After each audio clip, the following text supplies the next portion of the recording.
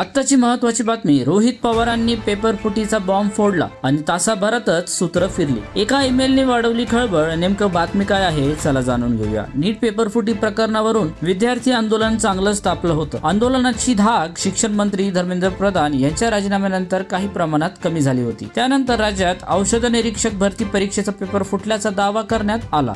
या परीक्षेतील 100 पैकी 90 प्रश्न व्हॉट्सअपवर व्हायरल झाल्याचा विद्यार्थ्यांकडून दावा करण्यात आला आहे. या प्रकरणी राष्ट्रवादी काँग्रेस शरद पवार गटाचे आमदार रोहित पवार यांनी पत्रकार परिषद घेत गंभीर आरोप केले. मात्र रोहित पवार यांच्या पत्रकार परिषदेच्या तासाभरातच महाराष्ट्र राज्य लोकसेवा आयोगातून मोठी अपडेट समोर आली आहे. एमपीएससी मधील सूत्रांनी या पेपर फुटीच्या आरोप प्रकरणी धक्कादायक माहिती दिली आहे. सूत्रांनी दिलेल्या माहितीनुसार औषध निरीक्षक पदासाठी 22 मार्च रोजी ऑफलाईन परीक्षा पार पाडली होती. या परीक्षेचे निकाल 12 जून रोजी जाहीर झाले, तर 1 ते 21 जुलै दरम्यान उमेदवारांची मुलाखत घेण्यात आली. 22 जुलै रोजी अंतिम निवडीची यादी प्रसिद्ध झाल्यानंतर लागलीच 23 जुलै रोजी एमपीएससी कडे ईमेलद्वारे पेपर फुटीबाबतची एक तक्रार प्राप्त झाली. आयोगाने या तक्रारीची गंभीर दखल तत्काळ तक्रारदाराला पुरावा सादर करण्याचे आदेश दिले आणि संबंधित उमेदवारांनी प्रत्यक्ष चौकशीसाठी बोलावले. एमपीएससीच्या सूत्रांनी दिलेल्या माहितीनुसार आज चौकशीसाठी विद्यार्थी उपस्थित राहणार असतानाच काल रात्री त्याच्या तक्रारदाराने एमपीएससीला पुन्हा एक नवा ईमेल पाठवला. या ईमेलमध्ये त्यांनी आधी केलेली तक्रार पूर्णपणे बनावट असल्याचं मान्य केले. पुन्हा लवकर परीक्षा होणार नाही म्हणून पेपर फुटल्याची बतावणी केली आणि फेर परीक्षा घेता यावी यासाठी हा सर्व